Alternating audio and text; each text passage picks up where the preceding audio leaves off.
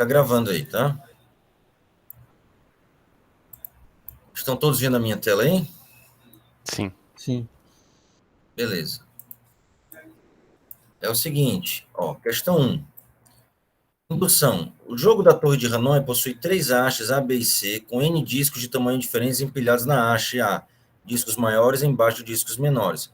O objetivo é levar todos os discos, um por um, da haste A até a haste B, usando a haste C como auxiliar, sem deixar um disco maior sobre um disco menor. Prove por indução que o menor número de movimentos para levar N discos da haste A até a haste B da Torre de Hanoi usando a haste C como auxiliar é 2 elevado a N menos 1, tá? Como é que se faz essa questão? Deixa eu colocar aqui uma página a mais.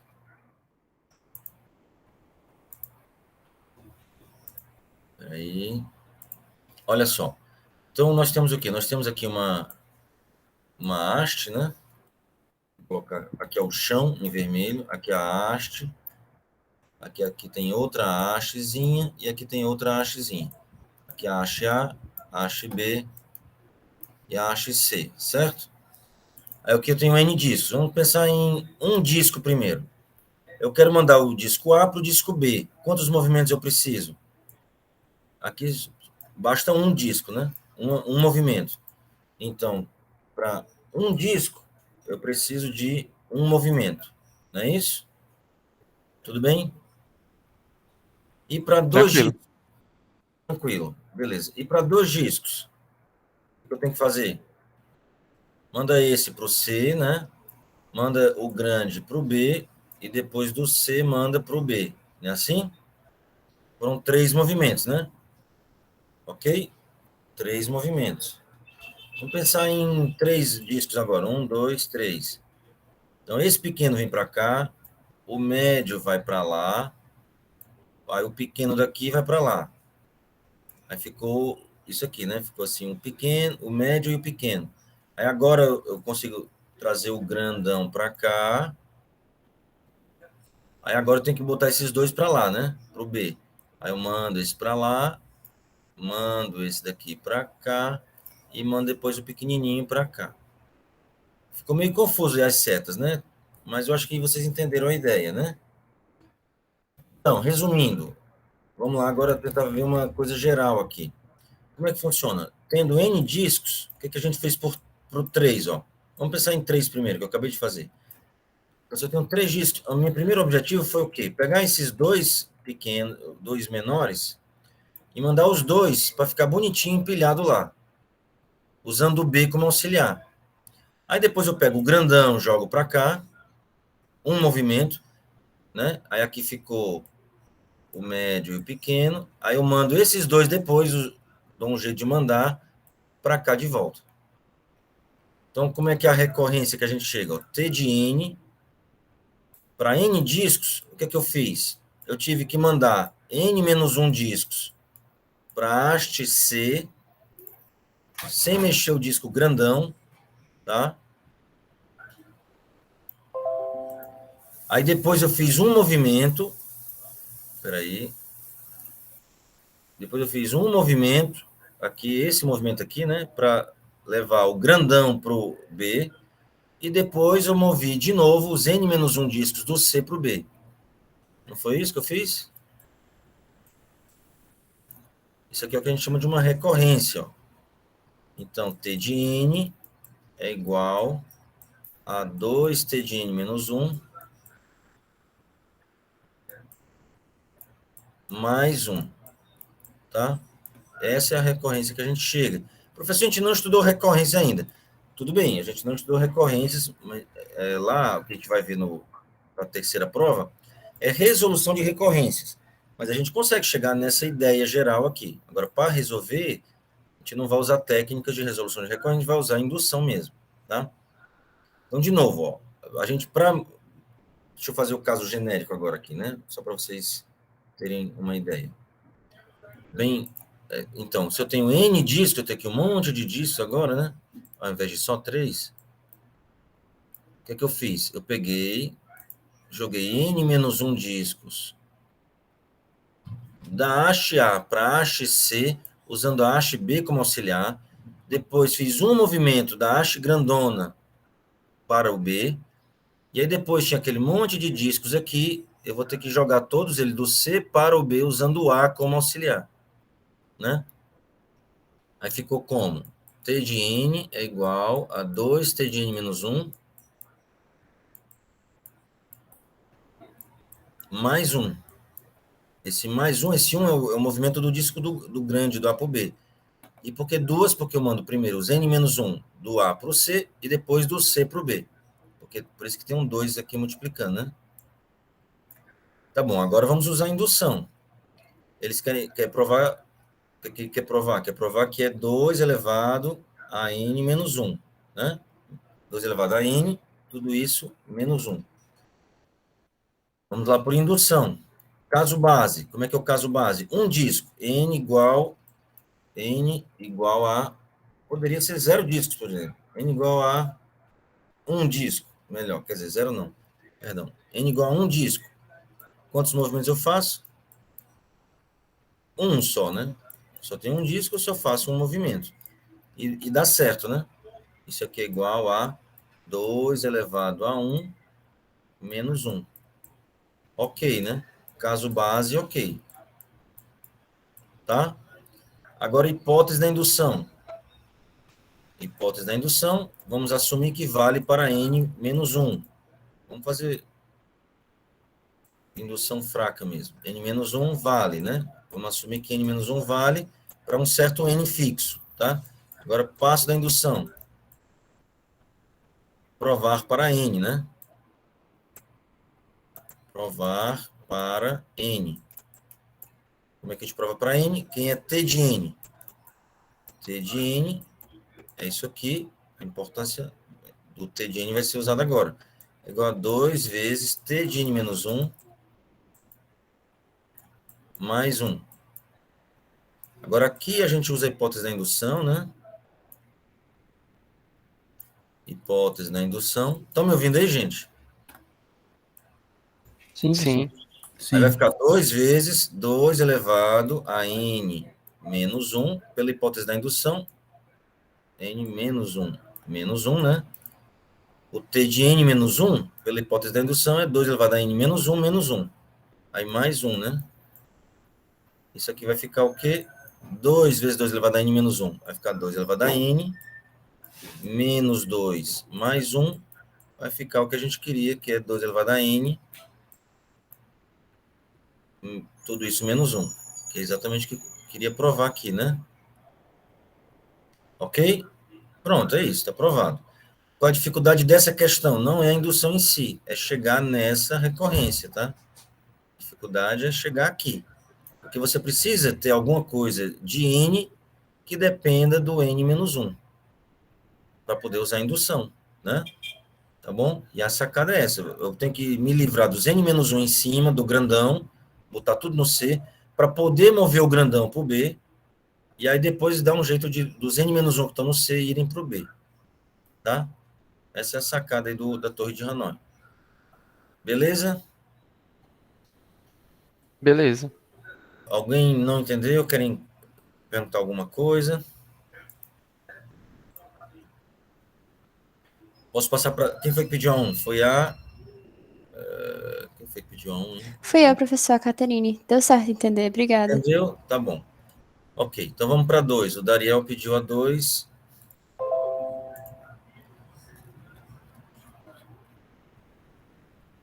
Questão 2. Indução de novo. Mostre para a indução que se n pertence aos naturais menos o zero, é uma potência de 2, né? N igual a 2 elevado a k para algum k pertence aos naturais, e t é uma função tal que t de n igual a 2, t de n sobre 2 mais n, e t de 1 igual a 1, então t de n igual a n log de n na base 2 mais n. Isso aqui a gente pode fazer de vários modos, vamos fazer do jeito mais rápido. Deixa eu lembrar aqui. 2t de n sobre 2 mais n, e o t de 1 igual a 1, n log n mais n. Tá bom, vamos apagar isso aqui. Opa. Olha só, t de n é igual a 2 vezes t de n sobre 2. O n aqui é potência de 2, né? mais N. A gente quer provar que T de N é igual a N vezes log de N na base 2 mais N, tá? Vamos provar por indução. Caso base, CB aqui, né? Para não ter que escrever tanto, era N igual a 1. Era o valor que ela dava lá, né? Que a questão dava, né? Então, quanto é N T de 1? T de 1 é igual a 1. É dado na questão, né? No enunciado.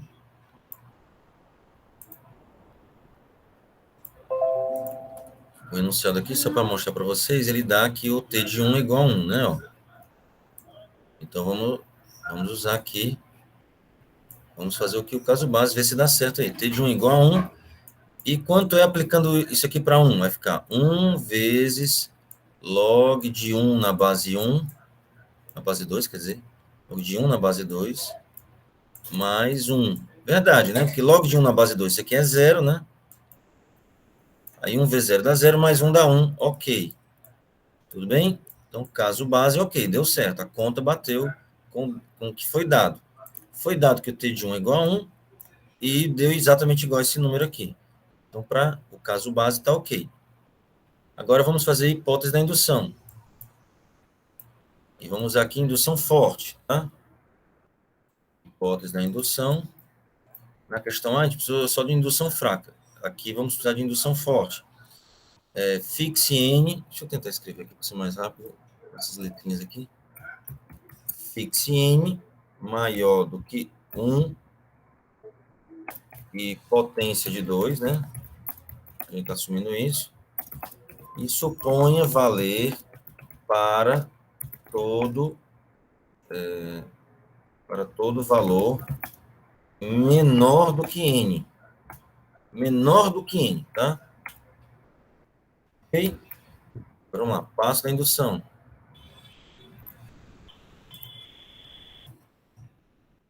E passo da indução. Vamos provar que vale para n. Como é que a gente faz isso? Vamos lá, quem é T de n? T de n foi dado aqui a recorrência. A gente usa isso aqui agora, né? T de n igual a 2 vezes T de n sobre 2 mais n. Bem, se o n é potência de 2, n sobre 2 também é potência de 2, né? Então, a gente pode usar aqui o nosso resultado, que vai ficar 2 vezes, vamos colocar aqui de outra cor agora, quem é T de n sobre 2? Vamos usar aqui a hipótese da indução agora, né? Eu estou assumindo que vale para todo valor menor do que n. N sobre 2 é menor do que n, né? Então, a gente está assumindo que é igual isso aqui para n sobre 2, tá? Então, ficaria como n sobre 2 vezes log de n sobre 2 na base 2, mais, trocando n por n sobre 2, né? Porque eu estou usando o resultado disso aqui, ó, t de n sobre 2, assumindo pela hipótese da indução. Mais n, esse mais n aqui fica igual, tá? Agora é só fazer conta, né? Conta é 2 vezes n sobre 2, vai ficar n, né? N que multiplica, log de n sobre 2 na base 2, para quem lembra um pouquinho de logaritmos, aí fica log de n na base 2, menos log de 2 na base 2, né? Você tem divisão dentro do logaritmo, sai uma subtração. Mas, aqui vai ficar 2 vezes n sobre 2, vai ficar n, né? Mais n, ainda tem um mais n lá fora, né? 2 vezes n sobre 2 fica n. Isso aqui vai ficar n log de n na base 2. Log de 2 na base 2 é 1. Aqui vai ficar menos n mais n, vai cancelar, né? Esse cara aqui vai cancelar com esse aqui, que vai ficar n vezes 1, menos n, com mais n vai cancelar, vai ficar mais n no final. Que é justamente o que a gente queria provar, né? Ó, esse valor aqui é exatamente igual a esse valor aqui, que é o que a gente quer provar. Né? Ó. Pronto, tá provado. Beleza? Beleza, obrigado. De nada. Dariel, entendeu aí? Perfeitamente, obrigado. Beleza. Depois da 2 era a quinta, né? Acho, seguindo a ordem, né? Vamos lá, tentar fazer a quinta agora. Essa daqui é chatinha, eu acho que tem nos slides lá. Peraí, essa aqui é meio trabalhosa. Deixa eu ver se está nos slides. Vocês estão vendo a minha tela aí, né? Sim. Estamos. Certo. Peraí, deixa eu procurar aqui. Opa, exercício da lista 2.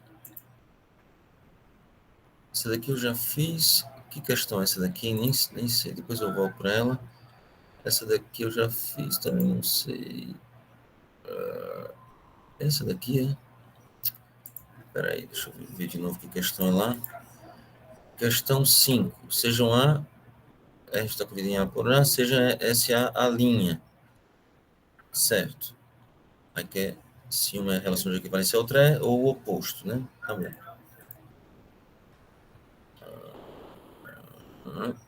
É exatamente essa questão aqui. Se essa é relação de equivalência, então essa também é relação de equivalência também é. Pronto. Essa questão aqui só que está escrita de outro modo, tá? É a mesma questão. Ok? Então vamos fazer aqui, ó. Tá aqui. Essa aqui já está nos slides, já foi resolvida em algum vídeo, tá? Vamos lá. Seja A um conjunto e R está contido em A por A. R é o que? É um conjunto de pares ordenados, tá? E os elementos são elementos de A. Seja ainda S igual a R2, R bola R, tal que S, ou seja, o que quer dizer R2, né? A linha, então que existe um A duas linhas pertencente a A, então que A duas linhas pertence a R e A duas linhas a linha pertence a R. Só conferir que isso é a mesma coisa que está escrito aqui na questão. Veja. O S ou a linha, tá o quê? Existe um A duas linhas, pertence a, tá que A duas linhas pertence a R e A duas linhas a linha pertence a R. É a mesma coisa, tá?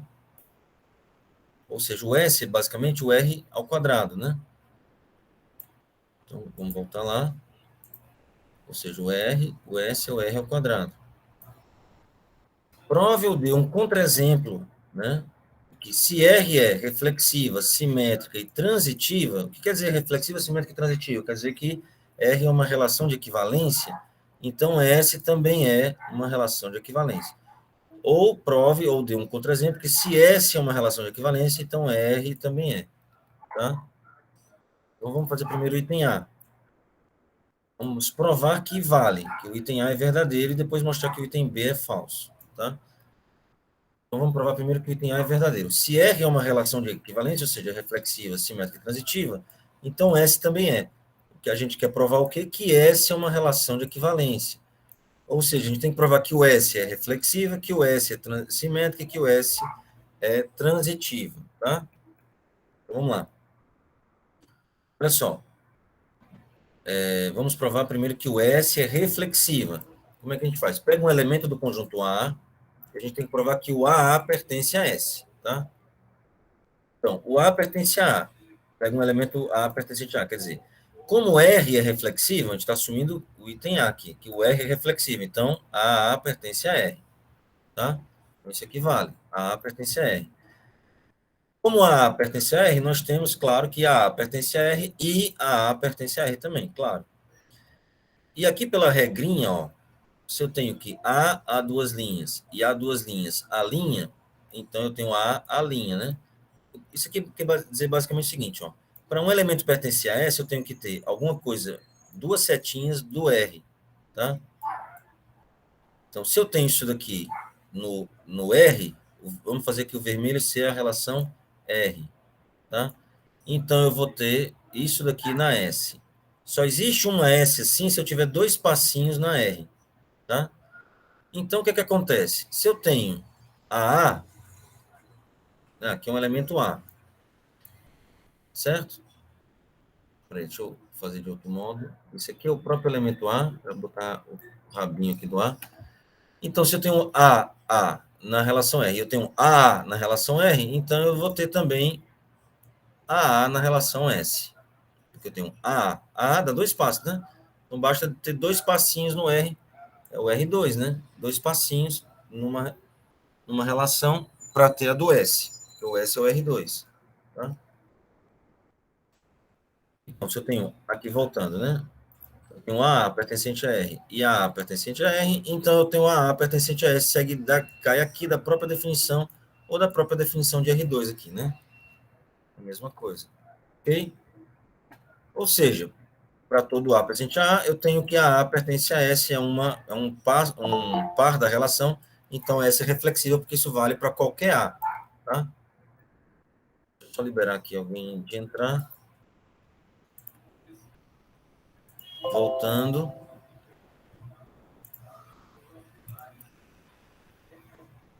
Beleza, provamos que o S é reflexiva. Agora vamos provar que é simétrica. Se eu tenho AC pertencente a S, eu quero provar que o CA pertence a S, né? O meu objetivo é no final. Se eu tenho um par AC, no final eu tenho CA. Para provar que é simétrica é isso, né? Um par qualquer. Então, se eu tenho AC pertencente a S, pela regra do S, existe um elemento B, tal que eu tenho AB e BC na relação R. Não é assim? Lembra, de novo, para ter lá um par, eu tenho que ter, do S, eu tenho que ter dois passinhos no R, não é isso? É o R2, tá? R2 é assim. Se eu tenho AC pertencente a R, é porque eu tenho um B, que então existe AB e BC pertencente a R. Como R é simétrica, nós temos, então, se tem AB, então tem BA. Se tem BC, então tem CB no R, não é isso? Então, olha só, eu tenho CB e BA, dois passinhos no R, ó, C para o B, do B para o A, pertencente a R. Então, eu tenho CA pertencente a S, ou seja, S é simétrica, porque isso eu estou fazendo para um par genérico aqui, AC, tá? Como foi para um par genérico AC, e eu provei que existe o CA lá também, então S é simétrico. Entenderam isso? Aqui eu usei, ó, o fato de que R é simétrica. Para chegar aqui, ó, se eu tenho AB, eu tenho BA, se eu tenho BC, eu tenho CB. E aí eu uso a regra do S de novo. Tem que ser dois passinhos. Se eu tenho C para o B e do B para o A no R, então eu tenho C para o A no S. Tá? Agora vamos provar que o S é transitiva. Se eu tenho AC e CE na relação S, tá? Eu quero, no final, provar que eu tenho A por E, né? Para provar que é transitiva, é isso. Eu tenho AC e CE no S, então eu tenho AE no S. Eu quero chegar nisso, né? Então, se eu tenho AC e CE no S, pela regra do S, né? Olha aqui a regra de novo do S. Então, eu tenho um elemento B, então que eu tenho, se eu tenho AC, é porque eu tenho AB e BC. Se eu tenho CE, é porque eu tenho um certo D que vai dois passinhos, CD e DE. É isso, né? Se eu tenho AC no S, eu tenho AB e BC no R. Se eu tenho CE no S, é porque eu tenho CD e DE no R para algum D aí, tá? Beleza. E o que mais? Se eu tenho AB e BC, como o próprio R é transitiva, né? Então, se eu tenho AB e BC, o R é transitivo, então eu tenho AC no R. Se eu tenho CD e DE no R, como R é transitiva, eu tenho CE no próprio R. Porque aqui a gente está usando o fato de que R é transitiva, né? E agora, se eu tenho AC e CE no R, aí eu uso a regra do S, porque ele é o R2, são dois passinhos, né? Do A para o C, do C para o E, então eu tenho AE no S, né? Então, olha só, eu tenho AC genérico e CE no S, eu cheguei à conclusão que eu tenho AE no S, então S é transitiva. Pronto, provamos que S é transitiva. Alguma dúvida até aí? Tá tudo bem? Tranquilo. Tranquilo. Agora vamos para o item B. Opa, o item B eu não fiz. O item B é porque é mais fácil, né? Eu pulei aqui, tá bom. Vamos provar então, ou tá no passo anterior? Tá no passo anterior, é. O item B, tá no slide anterior, quer dizer. O item B tá aqui, ó. Prove que se S é uma relação de equivalência, ou seja, reflexiva, simétrica e transitiva, então R também é, tá? Aqui vamos achar um contra-exemplo. Tá aqui o contra-exemplo. Aqui a relação R, eu tenho dois pares só, do 1 para o 2 e do 2 para o 1, tá? Beleza? Olha só, 1 para o 2 e do 2 para o 1. Quem é a relação S? A relação S é, olha só, eu tenho 1 para o 2 e 2 para o 1, né? Ó. Aí como é que o S funciona? São dois passinhos, lembra? Então, do 1, no R, né? Vou colocar de azul aqui. Do 1 eu consigo ir para o 2, e depois mais um passo do 2 eu vou para o 1. Então, eu vou ter o 1, 1 no S. Tá aqui, ó. 1, 1 no S. Qual é outro passo que eu posso fazer aqui? Eu tenho do 2 para o 1 e do 1 para o 2, dois passinhos. Então, eu tenho o 2, 2. Ok? Veja, essa relação aqui, 1, 2, né? 1 e 2, 2, quer dizer, ó, tá aqui, 1 e 2, 2, essa relação aqui, ó, ela é uma relação de equivalência, certo? Ela é reflexiva, tá aqui, reflexiva, o conjunto A é só o conjunto 1, 2, né? Essa daqui é reflexiva, ela é simétrica. O que quer dizer que é simétrica? Para toda seta que vai, ela volta, tá aqui, só vai 1, 1, se eu inverter isso aqui, vira 1, 1. Se eu virar 2, 2, se eu inverter, vira 2, 2, está lá dentro do S também, né? E ela é transitiva. O que é transitiva? Se eu vou para 2, né, em 2 passos, eu também tenho o terceiro, eu posso ir do primeiro para o último, né? Aqui eu tenho do 1 para 1, e do 1 para 1 eu tenho o do 1 para 1. Aqui 2 para 2, do 2 para 2 eu tenho 2 para 2. Sim. Então, essa relação aqui, bem simples, ela é uma relação de equivalência. Ela é tanto reflexiva, simétrica e transitiva. Aqui, S, essa daqui, o S, ela é reflexiva, simétrica e transitiva. Mas o R que originou tudo isso não é uma relação de equivalência, porque ela nem é reflexiva. Ó. Aqui não tem o par 1, está faltando. Está faltando o par 2, 2. Tudo bem? Então, ela não é reflexiva, aqui o R. O R não deu reflexiva, então ela não pode ser uma relação de equivalência. Aqui, ó, R não é reflexiva. Ok? Então, apesar do R não ser reflexivo, o S gerado pelo R deu uma relação de equivalência, tá? Então, o item A é verdadeiro, o item B é falso. Tá claro aí alguma dúvida? Posso passar para a próxima questão? Questão 7. Se alguém não tiver dúvida, tudo certo? Beleza. Não precisa fazer a 7, professor. Eu vi agora que o senhor fez na última aula, ainda não havia assistido. Deixa eu ver se eu fiz mesmo. Questão 7. Questão 7, foi. Eu fiz na última aula mesmo, é verdade. Beleza. Então, eu vou para qual, hein? Qual era a próxima, hein? Ficou bem explicado, Davi. Valeu, Davi. Questão 13 agora, né? A primeira de somatórios. Vamos lá. Primeira de somatórios.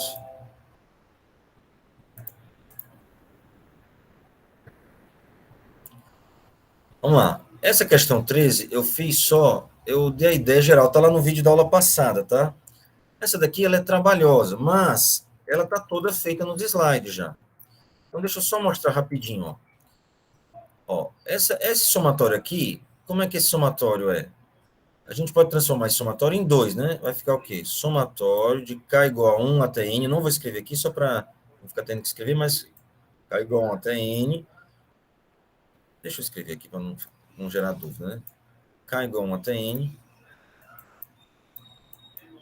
De que? Esse somatório aqui é igual a... Vamos dividir em dois somatórios. De 2K, eu vou tirar esse 2 daqui. Vai ficar um somatório em K. E vamos dar um espaço aqui para deixar bem claro que está fora. Menos somatório de 1 de K e o variando de 1 até N, né? Estão entendendo isso? A gente pode fazer isso com somatórios, né? Eu espero que vocês já tenham entendido isso. Eu posso separar esse somatório de uma coisa menos aqui em dois somatórios. Um somatório menos o outro. E esse 2 que está multiplicando pode sair do somatório, né? Tá? Aí, pronto. Aí, esse somatório virou isso. E essa soma aqui, ó, esse somatório de K igual a 1 até N, de K, é aquela soma de Gauss, tá? A gente faz isso aqui é o quê? 1 mais 2 mais 3 até N, né?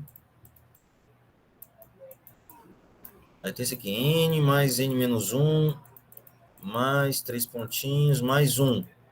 Não é isso? Isso aqui eu quero calcular essa soma. Se eu fizer ela duas vezes, quando eu somar, Então, duas vezes, se eu chamar isso aqui de x, né? X igual a isso. X igual a isso. Deixa eu liberar um aluno aqui para entrar.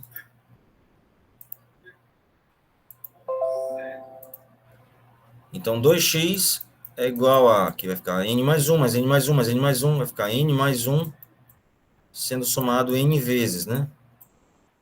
Então, x é igual a n vezes n mais 1 sobre 2. N mais 1 vezes n sobre 2. Uma soma que muita gente, a maioria das pessoas conhece, né? É uma soma de PA bem simples, é uma soma de Gauss, tá? A gente pode usar isso aqui, ó. Deixa eu apagar isso aqui. Isso aqui já foi visto. Não tem um slide só com essa conta que eu acabei de fazer, que é a soma de Gauss, tá? Isso aqui vai ficar o quê, ó? Isso aqui vai ficar 2 vezes n vezes n mais 1 sobre 2, né? E esse menos 1 aqui, somatório de carga até n, 1 mais 1 mais 1 mais 1 mais 1, vai ficar n, tá? Então, isso aqui vai ficar, esse 2 cancela com esse 2, vai ficar n ao quadrado mais n menos n, isso aqui é igual a n ao quadrado. É um resultado bem conhecido, que é a soma dos números ímpares, né, a n ao quadrado, tá? Então, isso aqui é n ao quadrado. Pronto, eu fiz só o item A. O item B, como eu estou pedindo para você não usar os resultados somatórios vistos em aula, basicamente estou pedindo para você repetir o que está lá nos slides. Esse 6 aqui sai do somatório, vai ficar o quê? Um somatório, 6 vezes o somatório de k igual a 1 até n de k ao quadrado. É a soma dos quadrados perfeitos. Esse 4 aqui pode sair, né, do somatório, vai ficar somatório de k igual a 1 até n de k ao cubo. A soma, 4 vezes a soma dos cubos perfeitos, tá? Como é que faz isso? Aí eu peço basicamente para você repetir a conta lá, né? Que a gente vê nos slides. Então, cadê essas contas? Deixa eu mostrar aqui rapidinho.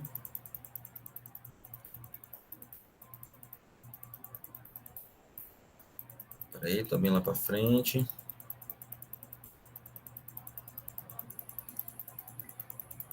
Tá chegando, tá chegando. Estão todos me ouvindo aí, gente? Estamos. Sim. Beleza. Ó, aqui a soma de Gauss, ó. Tá aqui, mesma coisa que eu fiz. 1 até n até 1. Aí fica n vezes n mais 1. Eu estou somando, né? Duas vezes, aí divide por 2. Pronto. Aí aqui a soma, aí tem a famosa soma telescópica aqui, né? Que você cancela um monte de coisa, fica só o último menos o primeiro, tá? Aí aqui tem soma dos quadrados perfeitos. Aí para saber a soma dos quadrados perfeitos, a gente usa a telescópica do cubo. Para resolver o quadrado, a gente usa a soma telescópica do cubo. Aí você, basicamente, na questão, está pedindo para você reproduzir essa conta aqui, tá? Então, você reproduz essa conta aí, que já está num vídeo, tá? Fazendo aqui essa soma telescópica, fica o último menos o primeiro, né? Vai cancelar um monte de coisa, tá aqui o último, menos o primeiro, tá? E quando eu faço k mais 1 ao cubo menos k ao cubo, k mais 1 ao cubo é isso daqui, esse k ao cubo vai cancelar com esse k ao cubo, vai ficar isso aqui, 3k ao quadrado mais 3k mais 1, tá aqui ele dentro. Isso aqui vai virar 3 somatórios, né? E o que eu quero é justamente o somatório do k ao quadrado. Aqui, o somatório do k ao quadrado, o 3 saiu, né? Aí aqui, a soma de Gauss, a gente já sabe como é que faz. Isso aqui é n. Aqui, ó, a soma de Gauss, e aqui n. Aí depois é só calcular o 3x, quanto é? A gente já tinha aqui o valor total, era esse. E o x é esse somatório aqui, tá? É esse xzinho aqui. Que a gente quer calcular. Aí faz a conta, calcula o x, dá essa conta feia aqui, né? Pronto, você reproduz essa conta aí, lá na questão. E agora? A questão lá pediu isso vezes 6. Então, esse 6 de baixo vai cortar, né? Ó. Vamos voltar lá para a questão. Veja, tem um 6 multiplicado aqui. Esse 6 pode sair. Quando ficar lá a conta que é sobre 6, vai ficar aqui. Isso aqui vai dar o quê? N vezes N mais 1 vezes 2N mais 1. Tá? Esse aqui tinha dado N ao quadrado, né? Lembrando disso. Ok? E esse aqui envolve 4 vezes o somatório dos cubos perfeitos. Vamos voltar lá. Agora vem os cubos perfeitos. Ó. Tem um slide só sobre isso também. Para calcular a soma dos cubos perfeitos, a gente usa a telescópica da quarta potência. Cancela um monte de coisa, fica só o último menos o primeiro. Tá? E quem é K mais 1 quarta menos K quarta? Vai cancelar esse K quarta com K quarta, vai ficar isso aqui, o somatório disso. E eu quero calcular o somatório desse K ao cubo aqui, ó. É isso que eu quero. O resto, aqui vai dar o somatório dos quadrados perfeitos, isso aqui vai dar a soma de Gauss, isso aqui vai dar só N, né? Aí tá aqui, ó. Eu quero esse cara aqui. Eu separei isso aqui em 4 somatórios. 1, 2, 3, 4 somatórios. 1, 2, 3, 4 somatórios. E a soma dos quadrados perfeitos aparece aqui, a gente acabou de fazer. E é bom que está multiplicado por 6 aqui, né? Aqui a soma de Gauss. Vai fazer um monte de conta, vai chegar num resultado bonitinho. N ao quadrado vezes N mais 1 ao quadrado sobre 4. Tá? Eu quero calcular esse somatório aqui. Eu vou chamar de X. Tá? Beleza. Aí ficou, então, o resultado final, reproduzindo essa conta todinha, N ao quadrado, N mais 1 ao quadrado sobre 4. Aí, voltando lá, isso aqui vai dar o quê? N ao quadrado vezes N mais 1 ao quadrado sobre 4. Como eu multipliquei agora por 4, isso aqui vai dar o quê? Né? N ao quadrado vezes N mais 1 ao quadrado. Beleza? E o item D? O item D aqui, ó, é um somatório de 4 coisas sendo somadas, né? Mas vamos pensar que é o somatório de 3 coisas sendo somadas, ó. De 4K ao cubo, tá aqui 4K ao cubo. 6K ao quadrado, tá aqui o 6K ao quadrado do item B. E o 2K menos 1. Tá aqui o 2K menos 1 também. Ou seja, o item D é basicamente a soma do item A mais o item B mais o item C. É só isso. O item D é só pegar o resultado do A mais o B mais o C. Pega isso, mais isso, dá a resposta do item D. O A. Peraí. A mais o resultado do item B mais o resultado do item C. Porque se eu tenho um somatório da soma, é a soma dos somatórios, né? Tem um somatório de 3 coisas somando, então eu tenho a soma de 3 somatórios sendo somados, né? Ok? Eu fiz isso na aula passada, tá? Eu expliquei rapidinho, também assim. Mas como aqui está dizendo, aqui nessa questão, tá dizendo, sem usar resultado somatório, já, ou seja, está pedindo para você não simplesmente usar o valor, mas você reproduzir a conta lá.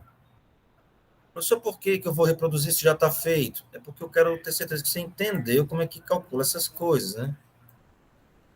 Então, se você reproduzir, você vai, né, aprendendo essas coisas aqui. E é por isso que eu chego e ainda faço quarta potência. Para fazer a soma das quartas potências, precisa da telescópica da quinta potência. Dá um resultado feio que só. Essa conta dá muito ruim. Eu não vou pedir isso em prova de jeito nenhum, claro, né? Mas é mais para você entender como é que faz. E para resultado da quinta potência, a soma das quintas potências, precisa da telescópica da sexta potência. E aí é a mesma coisa, eu estou repetindo a mesma coisa várias vezes, a mesma técnica, né? E dá uma conta horrorosa aqui. E claro, eu também não vou pedir numa prova, uma conta tão feia dessa, mas a ideia aqui é que vocês tenham entendido como é que é a técnica geral. A soma dos quadrados precisa da telescópica do cubo, a soma dos cubos precisa da telescópica da quarta potência, soma das quartas potências precisa da telescópica da quinta potência, soma das quintas potências precisa da telescópica da sexta potência. Tá? Pronto, essa é a ideia geral. Ficou claro aí? Quem foi que me pediu mesmo? Fui eu, professor. Foi Ficou claro sim. Eu fiquei em dúvida justamente se eu poderia só repetir as demonstrações que o senhor fez, mas Pode só já ficou repetir, claro. claro. Tá Obrigado. bom. De nada. Mais alguma questão?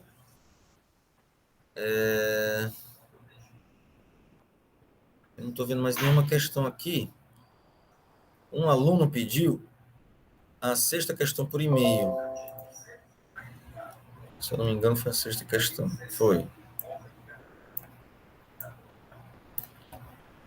Ó, seja A, estão vendo aí minha tela, né? Sim. Sim. Seja A um conjunto e R está contido em A por A. É uma ordem parcial em A. Ou seja, R é uma relação, ou seja, um conjunto de pares ordenados cujos elementos são elementos do conjunto A. Tá? E é uma ordem parcial, além disso, ou seja, reflexiva, antissimétrica e transitiva. Ordem parcial é isso, né? Satisfaz essas três propriedades. Mostre que se B está contido em A, então R interseção B cartesiano B também é uma ordem parcial em B. Ou seja, se eu pegar um conjunto B, um conjunto menor do conjunto A principal, e olhar só os pares que estão no B, isso também vai funcionar, vai ser também uma ordem parcial. Tá? Ok, eu acho que essa questão está feita lá nos slides, deixa eu aproveitar isso aqui. Agora vamos achar isso aqui, né? Acho que assim é mais rápido.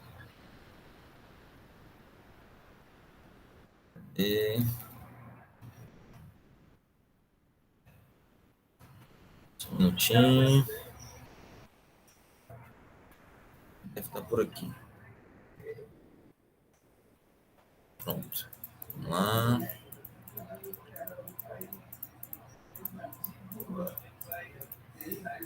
Exercício de lista.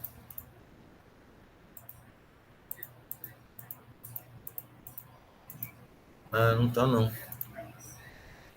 Mas eu acho que... Eu me lembro dessa questão. Ter feito essa questão. Deve ter alguma questão semelhante aqui. Espera aí. Isso aqui é uma lexicográfica. Isso aqui tá mais complicado ainda, né?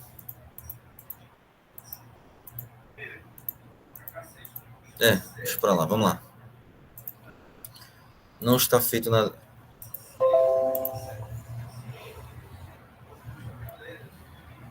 Essa questão, ó, ela tem só um tracinho aqui, é uma questão bem fácil. Então, vamos lá. Como é que eu provo que essa relação nova aqui é também uma ordem parcial? Então, para provar que é uma ordem parcial, tem que provar que é reflexiva, que é simétrica e que é transitiva. Então, vamos pegar um elemento B do conjunto B. E o conjunto B a gente sabe que está contido em A, né? É dado aqui. Beleza.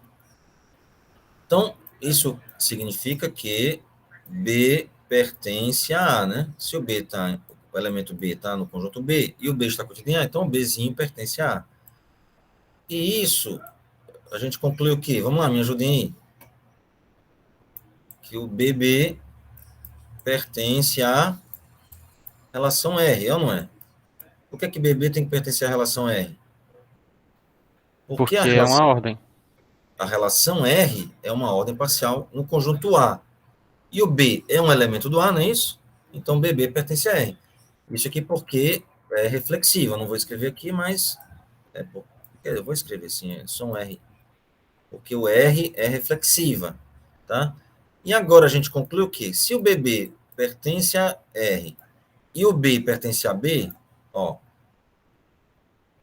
então, dessas duas coisas, a gente conclui o quê? Que BB pertence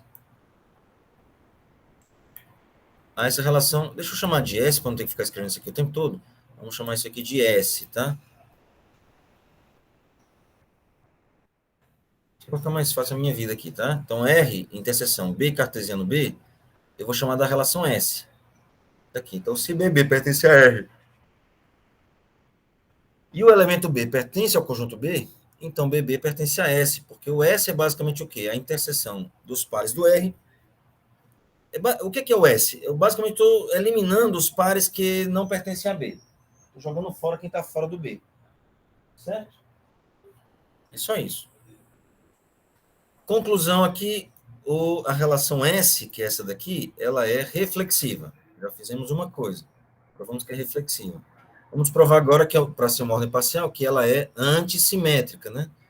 Beleza, antissimétrica. Então, vamos supor que eu tenho aqui um par AB. AB não, vamos colocar B1 e B2. Vai ficar bem claro que está no B isso aqui, né? B1 e B2 pertencente a S. Tá? Tem que começar do S, tá? O S é esse cara aqui. Tá? Se B1 e B2 pertence a S, o que a gente sabe? E vamos assumir aqui também, só para ficar mais claro, que B1 é diferente de B2, tá? Isso é importante. O que é que a gente conclui? Que o B1 e o B2 pertencem ao conjunto B, é ou não é? Porque para estar no S, tem que estar no B cartesiano B, né? Então, o B1 e o B2 pertencem a B, e além disso, como aqui é uma interseção, o B1 e B2 pertence à relação R, né? Certo ou não? Certo. Como R é uma ordem parcial e o B1 é diferente de B2, então a gente sabe o quê? Que B2, B1 não pode pertencer a R, né? Concordam? Por que B2, B1 não pertence a R? Porque a relação R ela é antissimétrica e o B1 é diferente de B2. Se eu tenho B1, B2 no R, então não posso ter B2, B1 no R. Tá? E veja, a relação S é o R em interseção a alguma coisa. Se alguma coisa não está no R, então ela não pode estar no S, né? Então, B2, B1 não pode pertencer a S. Porque para pertencer ao S, tem que pertencer ao R. Aqui tem uma interseção, né? Tem que pertencer ao S. Ou seja, se está no S, está no R. Se não está no R, não está no S. Tá? Então, provamos que a relação S, que é essa daqui, ela é antissimétrica. Vou provar agora que ela é transitiva. Se eu tenho B1, B2, pertencente a S, e eu tenho B2, B3,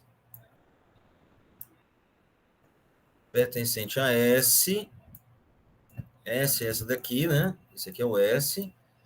Então, eu quero provar que B1, B3 também pertence a S. Então, vamos lá. Se B1, B2 pertence a S, B2, B3 pertence a S, o que é que eu sei? Eu sei que B1, B2 e B3 pertencem ao conjunto B. É ou não é? Esses três elementos, B1, B2, B3, porque o S, por definição, tem que ter uma interseção com B cartesiano B. Além disso, como o S, como está no S, e o S é R interseção a alguma coisa, então esses dois pares aqui tem que estar no R também. Então, B1, B2 pertence a R, e o B2, B3 também pertence a R, né? O que a gente conclui aqui? Concluímos que, como R é uma ordem parcial, o R, né? R é uma ordem parcial, ela é transitiva. Se eu tenho B1, B2 e B2, B3 no R, então eu tenho B1, B3 no R. Aqui eu estou usando o fato de que o R é transitiva, né? Tá? Ok? Se o B1, B3 está em R e o B1, B2, B3 estão no S, no B, quer dizer, usando isso, junto com isso, nós concluímos que B1, B3 pertence a S, né? Pronto, se eu tenho B1, B2 no S e B2, B3 no S, então eu tenho B1, B3 no S, como isso aqui foi em pares genéricos, B1, B2, B2, B3, então nós concluímos que S é transitiva. Então provamos que o S, essa relação S aqui, né? Ela é reflexiva, antissimétrica e transitiva, então ela é uma ordem parcial. Ok? Alguma dúvida?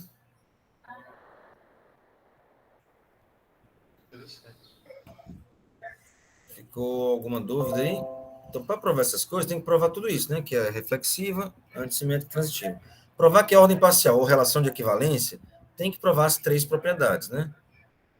Para a ordem parcial é reflexiva, antissimétrica e transitiva. Para a relação de equivalência, reflexiva, simétrica e transitiva, tá? Tudo bem?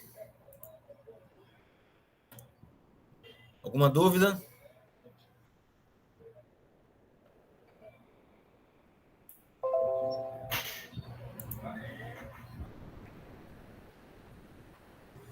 Gente, são 9h20, dá tempo aí até 10 horas de mais algumas questões. Deixa eu procurar aqui alguma questão da lista, se ninguém for perguntar, eu vou tentar achar aqui algumas questões.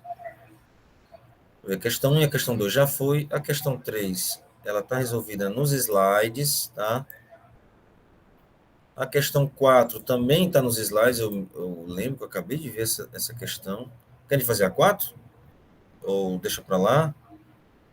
A questão 5 eu acabei de fazer, está nos slides também. A questão 6 eu acabei de fazer. A questão 7 eu fiz na aula passada.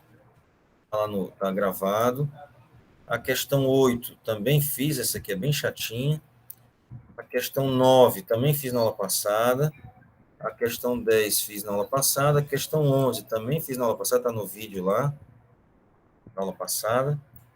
A questão 12 também fiz. A questão 13 acabei de dar a ideia, está tudo no slide. E a questão 14 também está nos slides, a soma das quartas potências, a soma das quintas potências. Tá? Está no slide igualzinho. Ou seja, eu acho que aqui, do que eu não fiz oficialmente mesmo, ó, só foi a questão 3 e a questão 4. Então, por uma questão de completude, eu podia só fazer essas duas aqui, né? Tá? O que vocês acham? Eu acho uma boa, professor. Eu acho Tá uma bom. boa, professor. Inclusive, a Caterine pediu logo o A4. Certo. Pode fazer a 4, professor. Pronto, vamos lá. Então, vamos lá. A 4, eu acho que está feita aqui nos slides. Deixa eu ver aqui.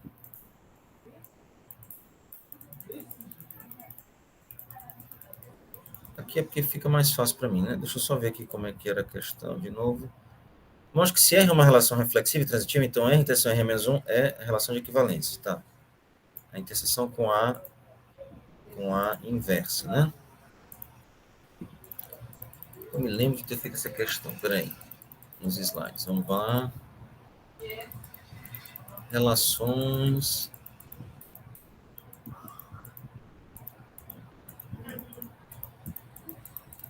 Me lembro que eu acabei de ver essa questão aqui. Será que é essa? Pronto, aqui ela. Exercício da lista 2. Mostra que se R é uma reflexão reflexiva e transitiva, né? Vamos só ver isso lá, se é isso mesmo.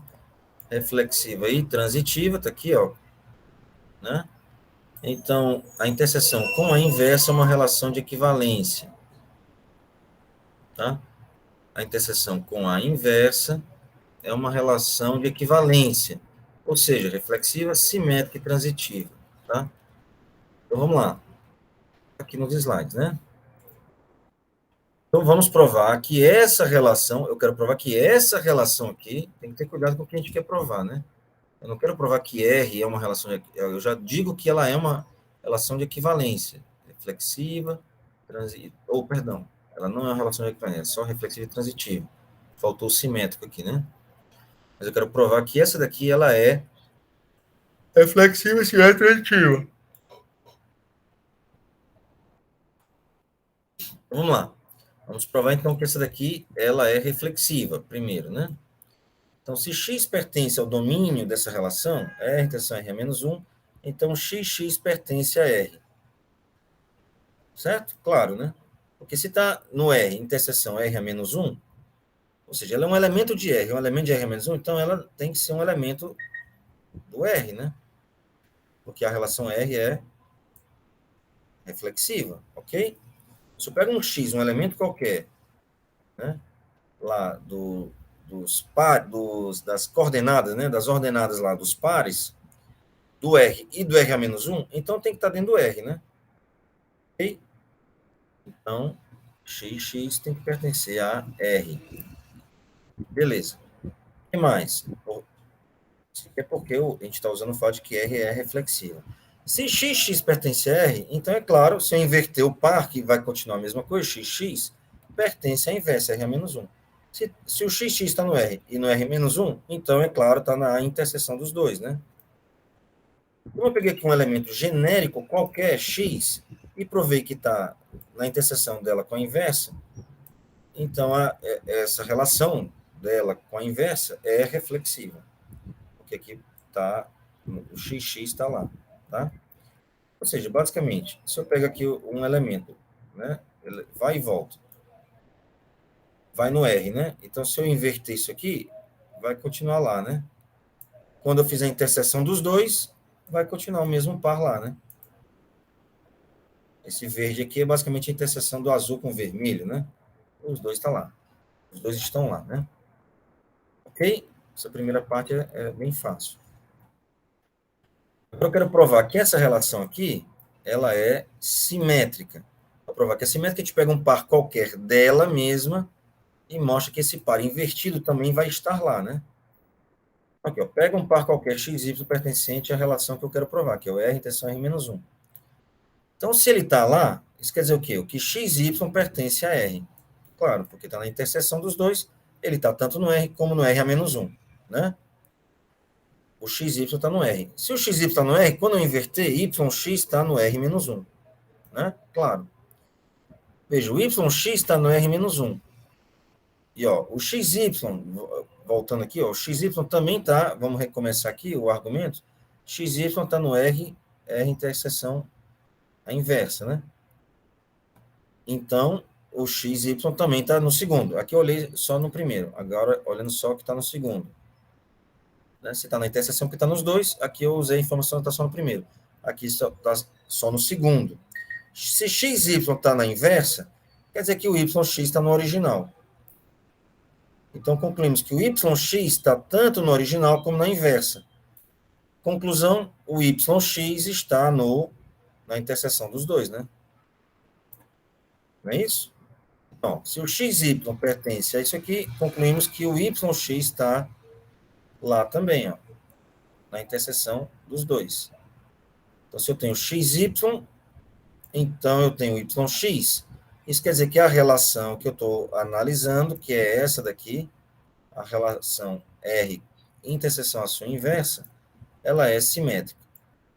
Porque eu comecei de um par genérico aqui qualquer, tá? Então vale para qualquer um. Provamos essa segunda parte aqui, simétrica, tá? Agora vamos provar que é transitiva.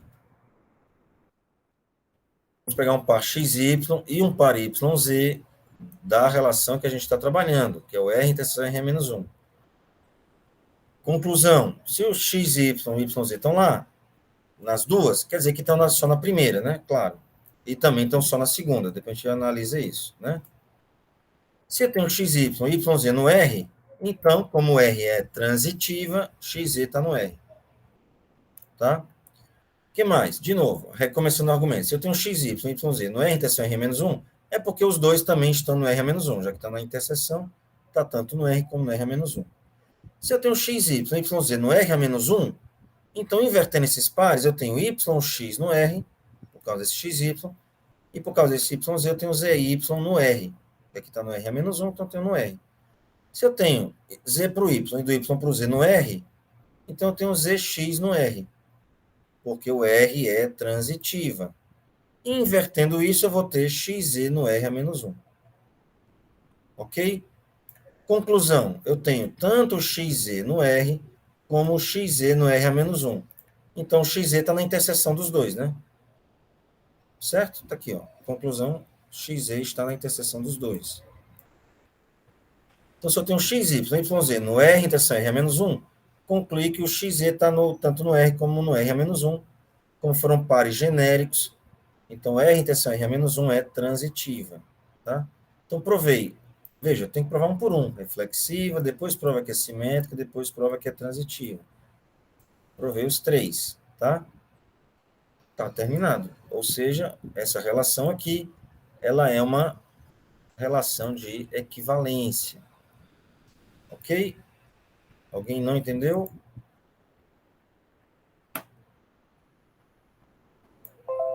Certo. Vamos fazer a 3 agora. A 3 também estão nos slides, também estão nos vídeos. Eu acho que está antes aqui, peraí.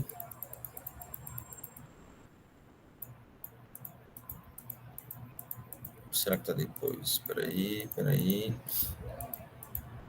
Ah, eu acho que é isso aqui, né?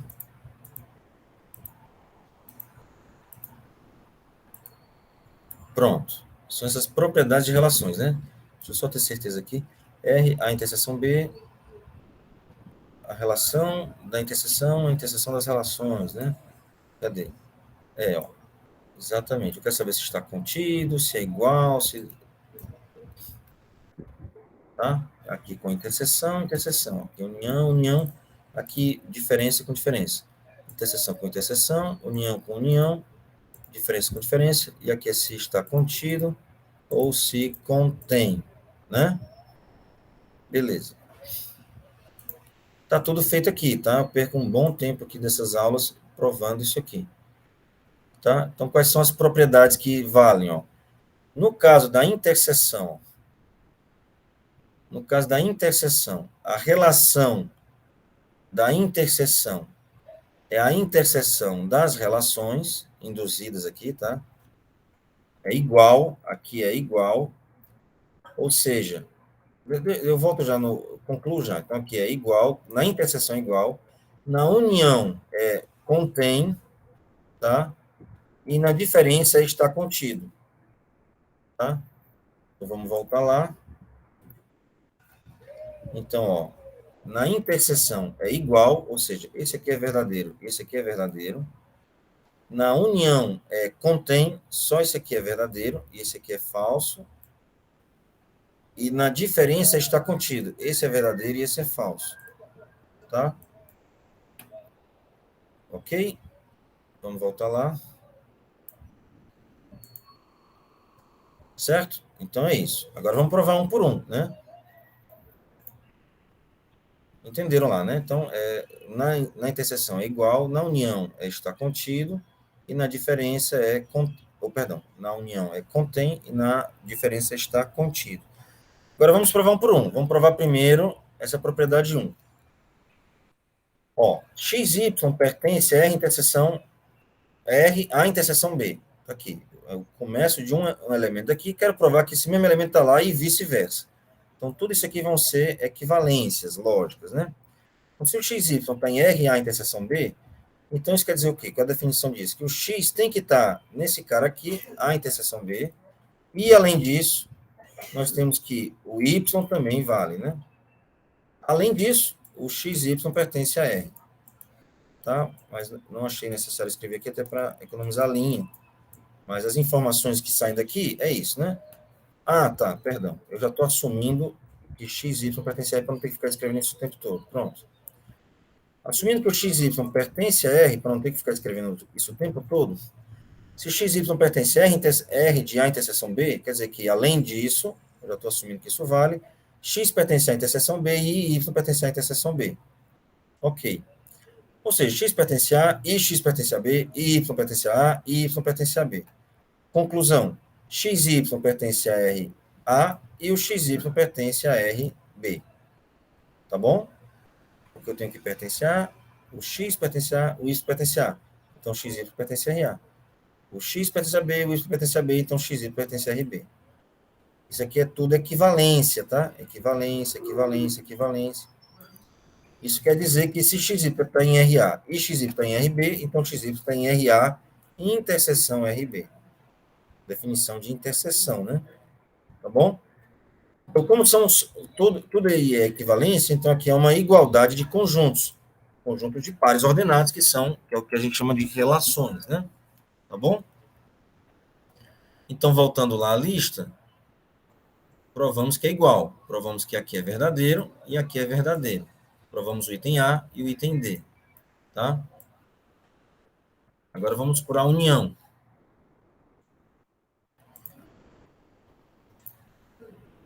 No caso da união, é o contém, né? Então, vamos provar primeiro que contém. Vou colocar aqui de vermelho. Se eu tenho XY pertence... Então, para provar que contém, eu quero provar que um elemento daqui está aqui. É isso que eu quero, né? Quero provar que esse está contido nesse. Então, pego um elemento qualquer desse lado e vou mostrar que está do primeiro lado, né? Então, pego um elemento daqui, x, y, um par x pertencente a RA, união RB. Qual a definição de união? Quer dizer que está no RA ou né, definição de união está no RB. Se está no RA, união RB, quer dizer que ou está no RA ou está no RB, ou ambos, né? Ou inclusivo, né? E nós temos aqui, tudo isso aqui é equivalência ainda, né? Aqui é equivalência, aqui é equivalência. Então, se XY está em RA ou XY está em RB, vamos aqui por definição disso, assumindo, já que o XY está no R, X pertence a A e Y pertence a A, sai dessa primeira parte, ou esse ou permanece ali. A segunda parte quer dizer que XY pertence a RB, quer dizer que X pertence a B e Y pertence a B. Daí dessa segunda parte aqui, tá? Agora a gente aplica aqui uma distributiva, né? X está em A ou X está em B e Y está em A ou Y está em B. Eu fiz primeiro esse com esse, agora eu fiz esse com esse, e ainda vou ter outras duas coisas, né? Fazendo aqui a distributiva disso, eu tenho esse com esse, tenho esse com esse, tenho esse com esse e esse com esse, né? Assim? Só que eu vou usar, só que me interessa é esse com esse e esse com esse. Então tá aqui, ó, X pertence a ou X pertence a B, e Y pertence a ou Y pertence a B, e as outras duas coisas eu não escrevi aqui, para não ficar muito comprido, né?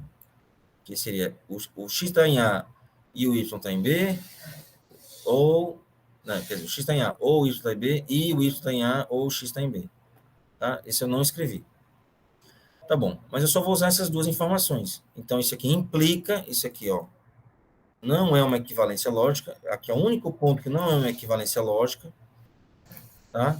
É um implica mesmo, que eu vou eliminar essas duas informações. Se eu tenho que vale isso, e que vale isso, e que vale isso, e que vale isso, eu vou usar só as duas primeiras. Vale isso e vale aquilo. Então, como eu eliminei coisas, então isso implica isso, mas não vale a equivalência, não vale a volta, tá? Então, se eu tenho que x está em A ou x está em B, quer dizer que x está em A união B. Se eu tenho que y está em A ou y está em B, quer dizer que y está em A união B. Isso significa que x e y está em RA união B. Porque o x está tanto na união, quer dizer, tanto o x quanto o y estão na união de A e B. Tá? Eu já estou assumindo aqui, desde o tempo todo, que o x e y está em R. Tá bom? Então, se o x está nesse conjunto e o y também está nesse conjunto, então o par x e y está na relação R induzida por esse conjunto, A união B. Tá bom? Isso aqui está nos vídeos lá. Então, resumindo aqui, a união aqui é o contém, né? Vamos voltar lá, só para deixar bem claro. Provamos o quê? No caso da união, contém. Provamos isso. Provamos que contém. E, não, falta provar. Não, na verdade, o que é que nós provamos nesse minuto? Provamos só isso daqui, né? Ok? Provamos só isso aqui. Agora, como é que a gente prova que isso aqui é falso? Não fizemos isso ainda. Agora vem o contra-exemplo, né? Tá aqui, contra-exemplo para igualdade. Aqui ainda tratando da união, tá? Então, vamos mostrar um exemplo que falha. Eu peguei aqui um exemplo até grandinho, eu acho que dá para fazer um menorzinho. Peguei essa relação aqui, 1, 1, 2, 2, 1, 2, 2 e o 3, 3. Fiz o conjunto A sendo 1, o conjunto B sendo só o 2, que é a relação induzida por A. O A só tem o elemento 1. Então, olha aqui, do R, quem só tem 1? Só tem esse cara, né? Ok? O conjunto B só tem o 2. Então, quem é o RB? Eu olho aqui a relação R e olho só quem está dentro do B, né? Aqui só pode ser o 2, 2, né? Agora, se eu fizer a união desses dois caras, o RA união RB, dá isso aqui. RA união RB dá esse 1 junto com esse 2, 2, né? Aqui, o 1 com o 2, 2.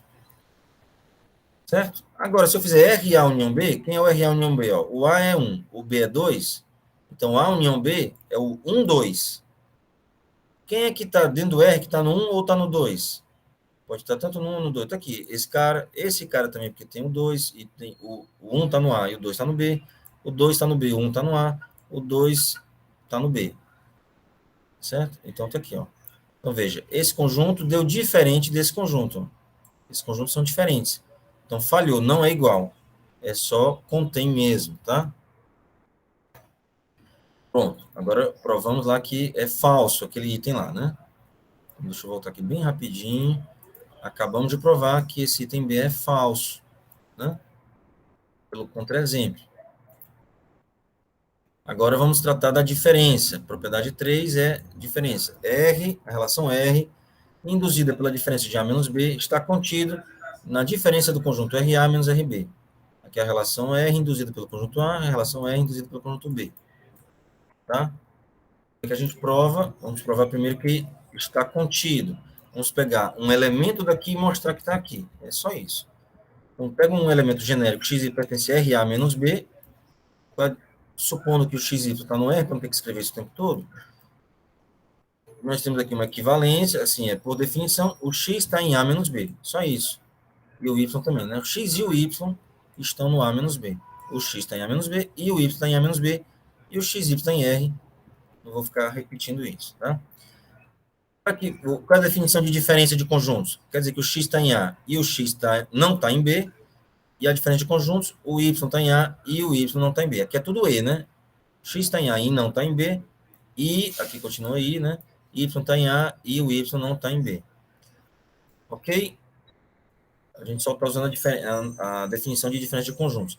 Aí aqui, ó, é o único passo que não é uma equivalência. É um só implica, né? Tá? Nós temos o seguinte, se o x está em A e o x não está em B, e o y está em A e o y não está em B, nós temos que o xy está em RA, a gente está assumindo que o xy está em R, né? Porque o x está em A e o y está em A, né? Além disso, o XY não pode estar em RB. Porque o XY não está em RB, não precisa dessa força toda. Aqui, ó, está dizendo que o X não está em B e também o Y não está em B. Mas para o XY não estar em RB, bastava que um deles funcionasse, tá? Por exemplo, se eu não tivesse isso aqui continuaria valendo, né?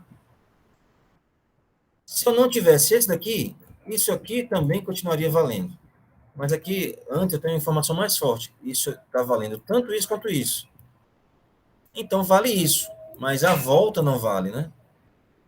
A volta não vale. Porque para a volta valer, quer dizer que ou esse ou aquele não estão, né? Não precisa os dois não estarem. É isso que eu quero dizer, né? Tá? Por isso que aqui é só uma equivalência. Então, conclusão. XY está em RA e o XY não está em RB. Então, isso aqui é a diferença, é definição de diferença de conjuntos, do RA menos RB. Ele está no conjunto e não está no outro, quer dizer que está na diferença dos dois conjuntos, né? Então, estou aqui, ó, ele está no RA menos RB, é o está contido, né? Tá, então, provamos que está contido. Agora, vamos provar que falha a igualdade. Contra-exemplo para a igualdade, está aqui. Vamos pegar o conjunto A, é 1, 1, 2, 2, 1, 2, 2 e 3, 3. O conjunto A é 1, 2, o conjunto B é 2, 3. Quem é RA? RA é todo mundo R, excluindo quem tem 3, né? É exatamente isso. Então, excluindo quem tem 3, exclui esse daqui, ó. Ficou 1, 1, 2, 2, 1 e 2, 2. Quem é um conjunto B? RB, quer dizer, é todo mundo R que não tem o 1. Então, exclui esse, porque tem 1, né? Ficou só 2, 2 e 3, 3. Está aqui. Certo? Quando eu fizer RA menos RB, eu vou excluir o 2, 2 e o 3, 3 daqui. Aí, olhando aqui, só tem o 2, 2 para tirar, né? Então, ficou 1, 1, 2 e 2, 1. Está aqui. 1, 1, 2 e 2, 1. Certo? RA menos RB deu isso aqui. Quando eu fizer agora esse conjunto A menos o conjunto B, A menos B, eu vou tirar o 2 e o 3 do A. Então, eu vou tirar só o 2, na verdade. Então, vai sobrar só o elemento 1. A menos B, né? Agora, quem é a R de A menos B? Olhando só, o A menos B é 1. Então, é só quem só pode ter 1. Não pode ter 2 nem 3. Então, só sobrou esse cara aqui, né? Veja, esse conjunto aqui, ele é bem diferente desse conjunto aqui, ou seja, não é igual. Então, é só estar contido mesmo, tá? Não pode ser igual aqui. Ok? Temos aqui um contra-exemplo de que, às vezes, não pode ser igual. Às vezes pode ser, mas tem casos que não é, que não dá igual. Ok? Então, voltando lá à lista, nós provamos a primeira parte, que era igual, que está contido, quer dizer, é verdadeiro, e agora acabamos de mostrar um contra-exemplo que essa parte é falsa. Ok? Tá claro, gente. Eu sei que eu perdi um bom tempo aí, mas foi para deixar registrado. Todas as questões estão feitas. Alguma dúvida? Tá claro. Tá claro? Bem, então toda a lista está resolvida aí nesses vídeos, tá? Já estavam antes vários deles nas aulas, estão nos slides. Os slides estão estão na página da disciplina, né? Então é isso. Estudem, aprovem amanhã. Segunda chamada é segunda-feira, tá?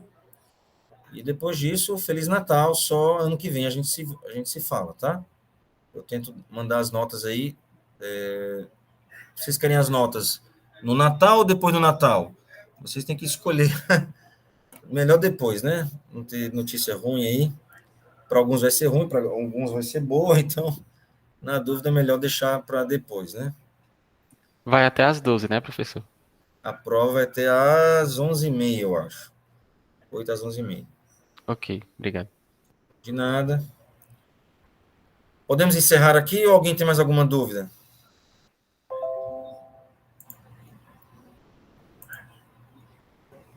Por mim, tudo ok? Então é isso, gente. Se ninguém tiver nenhuma dúvida, vocês já podem ir saindo, que eu vou ser o último a sair. Boa prova amanhã, tá? É isso. Tchau, Valeu, tchau. professor. Feliz Valeu. Natal. Feliz Natal. Boas festas. Valeu, professor. Boas festas. Valeu, Obrigado, valeu. professor. Feliz Feliz Natal, Natal. boas festas. Obrigado, Feliz Natal.